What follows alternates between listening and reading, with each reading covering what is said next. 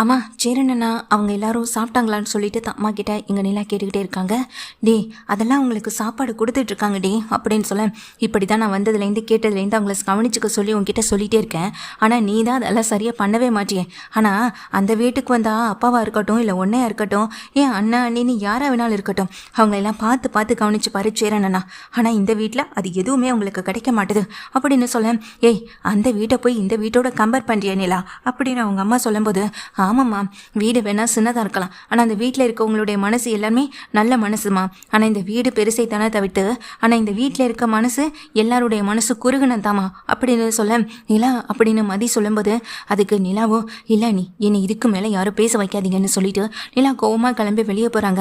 ஆனால் சாப்பிட்டீங்களா அப்படின்னு சொல்லி கேட்க, இல்லைப்பா இனிமே தான் சாப்பிடணும் அப்படின்னு சொல்லிட்டு அங்கே சேரனை நான் வேலை பார்த்துட்டே இருக்கேன். ஆனால் இங்கே வந்துமா நீங்கள் எதுக்கு வேலை பார்க்கணும் அப்படின்னு அங்கே நிலா சொல்கிறாங்க. இல்லடி வேலை பார்த்தவங்க எல்லாரும் இங்கே கீழே முக்கியமான வேலையாக இருக்காங்க அதனால தாண்டி அப்படின்னு சொல்ல, அப்போ நீ தான் இவங்க வேலை பார்க்க சொன்னியா அப்படின்னு சொல்ல, அண்ணா இங்கே நாம் ஃபங்க்ஷனுக்கு வந்திருக்கோம், நீங்கள் இங்கே வந்து யாராவது வேலை பார்க்க சொன்னால் நீங்கள் வேலை பார்க்கக்கூடாது என்கிட்ட தானே நீங்கள் அதை சொல்லியிருக்கணும். இல்லைப்பா நிலா நம்ம வீட்டு ஃபங்க்ஷன் நம்ம எடுத்து பார்க்குறதுல ஒன்றும் தப்பு இல்லையே, நீ அம்மாவெல்லாம் இதுவும் திட்டாதப்பா அப்படின்னு சொல்லிட்டு இருக்காங்க எங்கள் சேரணும்.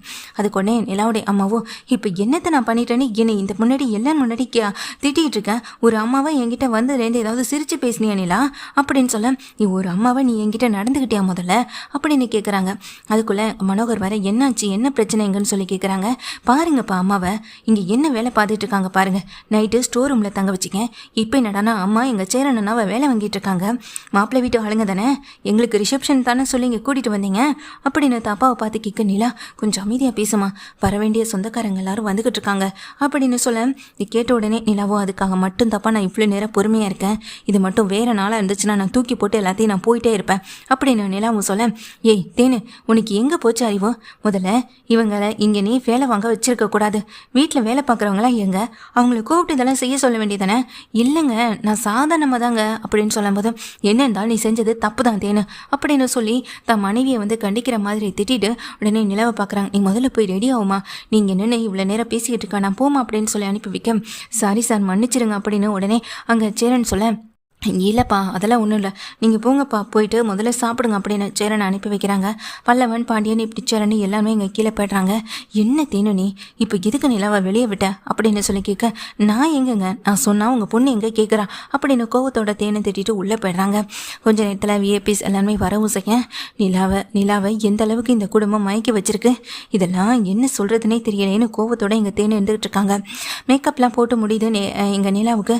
நிலா இப்போ நீ பார்க்க எவ்வளோ அழகாக தெரியுமா, அதுவும் இந்த ட்ரெஸ்ல அப்படின்னு சொல்லிட்டு இருக்கும்போது, ஆமாம் நாம் எடுத்து கொடுத்த காஸ்ட்லியான ட்ரெஸ் வேண்டாம்னு சொல்லி அவளாக எடுத்துக்கிட்டு இந்த ட்ரெஸ் என்ன நல்லாவா இருக்குன்னு சொல்லி அவங்க அம்மா சொல்ல, அத்தை நிலாவுக்கு பிடிச்சிருந்தா அது ஓகே தானே விடுங்கத்த அப்படின்னு சொல்ல, எல்லாம் அவளுக்கு பிடிச்ச மாதிரி தானே நடந்துகிட்டு இருக்கு அப்படின்னு நிலாவோட அம்மாவும் சொல்ல, இப்போ உனக்கு என்னம்மா பிரச்சனை, நான் கல்யாணம் பண்ணிட்டது உனக்கு பிரச்சனையா, அப்படி கல்யாணம் பண்ணிட்டது பிடிக்கலனா நீங்கள் தனியாக இருந்திருக்கணும், என்னைய தேடி வந்து இல்லை எங்கள் வீட்டுக்கு வந்துட்டு ஃபோன் பண்ணி மாறி மாறி நீங்கள் கேட்டுருக்கக்கூடாது, சேரன் அண்ணா கிட்ட சோழன் கிட்டேன்னு எல்லார்கிட்டையும் ஃபோன் பண்ணி ரிசப்ஷன் வைக்கணும்னு சொன்னது யாரு நீங்கள் தானே. இப்போ நானா எனக்கு ரிசப்ஷன் வச்சே ஆகணும் உங்ககிட்ட ஏதாவது கேள்வி கேட்டேனா, இப்படி எங்கள் எல்லாரையும் இங்கே கூட்டிகிட்டு வந்துட்டு இப்படி முகம் கொடுத்து கூட சரியாக பேசாமல் அந்த குடும்பத்தை பற்றியே குறை சொல்லிட்டு இருக்கிறதுக்கு தான் நீ எங்களை கூட்டிகிட்டு வந்தியா அப்படின்னு நிலா எங்கள் அம்மாவை பார்த்து கேட்க, இல்லடி அப்படின்னு பேச வரும்போது, போதுமா இதுக்கு மேலே எதுவும் பேசாத, ரிசப்ஷன் முடிஞ்ச கையோடு நாங்கள் யாரும் இங்கே இருக்க மாட்டோம், உடனே கிளம்பி போயிடுவோம், அதுக்கப்புறம் நீ நிம்மதியாக சந்தோஷமாக இரு அப்படின்னு சொல்லிட்டு கோவமாகவே இங்கே நிலா வெளியே போனால் அங்கே ஒரு ரிசப்ஷனில் வந்தவங்க வந்துட்டு இங்கே சேரன் அண்ணாவை திட்டிகிட்டு இருக்காங்க. சேரன் அண்ணாவை எதுக்கு திட்டுறாங்கன்னு தெரியலேன்னு எல்லாம் பக்கத்தில் போகிறாங்க. அப்போதான் அங்கே சேரனை பார்த்துட்டு, யார் இந்த பையன், என்னம்மா நிலா வீட்டுக்கு வந்தவங்கள உபசரிக்கிற ஆளு கூட சரியா இல்லைனா என்னம்மா, பாருமா நான் என்ன ஜூஸ் கேட்டால் இவங்க என்ன எடுத்துகிட்டு வந்து கொடுக்குறார் பாருமா அப்படின்னு சொல்லிட்டு நிலாவை பார்த்து சொல்கிறாங்க. என்ன அங்கிள் இவர் யாருன்னு உங்களுக்கு தெரியாதான்னு சொல்லி கேட்க, இல்லையம்மா உங்கள் அப்பா உங்கள் அண்ணன்னு எல்லாரும் வேலை பார்க்க வந்த ஆளுங்களில் சொன்னாங்க அப்படின்னு சொன்ன உடனேயே அம்மாவை பார்த்து முறைக்கிறாங்க. மனோகர் அங்கேருந்து பார்த்துட்டு, என்னாச்சுமா என்னாச்சு நிலா அப்படின்னு சொல்லிட்டு வரேன். சேரன் நான் அப்படியே முகமெல்லாம் பாடி போய் நிற்க, இவரை யாருன்னு சொல்லி இன்ட்ரடியூஸ் பண்ணி வச்சிங்க நீங்கள் அப்படின்னு சொல்ல, நம்ம வீட்டுக்கு அப்படின்னு சொல்லும்போது உங்கள் வீட்டுக்கு வேலை பார்க்க வந்த ஆளுன்னு சொல்லியிருக்கீங்க, அப்படி தானேப்பா அப்படின்னு சொல்ல, இல்லை நிலா முதல்ல நீ போமா, முதல்ல போய் நீ ஸ்டேஜில் நீ வந்து நில்லுமா அப்படின்னு சொல்லி கூப்பிடுறாங்க. போதும்ப்பா, இதுக்கு மேலே இந்த வீட்டில் எல்லாத்தையும் பொறுத்து அமைதியாக போகணுன்ற அவசியம் எனக்கு இல்லவே இல்லையே. நான் எதுக்கு இங்கே பொறுத்துட்டு போகணும்? முதல்ல நான் யார் இந்த வீட்டுக்குன்னு சொல்ல, ஏன் நிலா நீ எங்கள் பொண்ணுடி அப்படின்னு சொல்ல, அப்படி வேற ஒரு எண்ணம் ஒன்று இருந்துகிட்ருக்கா. பொண்ணு நினச்சா பொண்ணோட சந்தோஷத்துக்காக செய்கிற அம்மாவை நான் பார்த்துருக்கேன். ஆனால் பொண்ணும் அவமானப்படணும், பொண்ணு வீட்டில் இருக்க சுற்றி இருக்க மாப்பிள்ளை வீட்டு ஆட்களும் அவமானப்படணும்னு நினச்சி செய்கிற ஒரே அம்மா அப்பாவை நான் இங்கே தான் பார்க்குறேன். இவர் ஒன்றும் ஜூஸ் பரிமாற ஆள் கிடையாது அங்கள், இவர் என் ஹஸ்பண்டுடைய அண்ணன், எங்கள் ஃபேமிலி அப்படின்னு சொல்லிட்டு நிலா வந்துட்டு இன்ட்ரடியூஸ் பண்ணி வைக்கிறாங்க. இல்லைம்மா எனக்கு தெரியாதும்மா அப்படின்னு சொல்ல, இல்லை நிலா அது வந்து அவர் கேட்ட ஜூஸ் என்னன்னு எனக்கு சரியாக தெரியலம்மா, நான் ஏதோ எடுத்துகிட்டு வந்து கொடுத்தோடனே அவர் கொஞ்சம் டென்ஷன் ஆகிட்டாரு அப்படின்னு சொல்ல, தப்பு ஏன் மேலே தான் செய்கிறேன்னு சொல்ல, ஆனால் முதல்ல நீங்கள் இதெல்லாம் செஞ்சிருக்கவே கூடாது, அப்போ தான் அதுக்கு பழைய தூக்கி உங்கள் மேலே போட்டுக்கிட்டா சரியில்லைண்ணா அப்படின்னு சொல்லிட்டு இருக்காங்க. சோழனும் வராங்க. சோழன் அங்கிள் எங்க அப்படின்னு சொல்லி கேட்க, இதோ அப்பா வந்துட்டான்னு சொல்லும்போது, அங்கிள் கிளம்புங்க நம்ம கிளம்பலாம் அப்படின்னு சொல்லும்போது, என்ன நிலா ரிசப்ஷன் இன்னும் ஆரம்பமாகவே இல்லை, அதுக்குள்ளே கிளம்பலான்னு சொன்னால் எப்படி? உனக்காக தானே இந்த ரிசப்ஷனை ஏற்பாடு பண்ணோம் அப்படின்னு அவங்க அம்மா சொல்லும்போது, எனக்காக பண்ணீங்களா இல்லை எங்களை அவமானப்படுத்தணுன்றதுக்காக இந்த ரிசப்ஷனை நீங்கள் ஆரம்பிச்சிங்களான்னு சொல்ல, ஏய் ஆமாம், இப்போ அதுக்கு என்ன பண்ணணும்னு சொல்கிறேன்?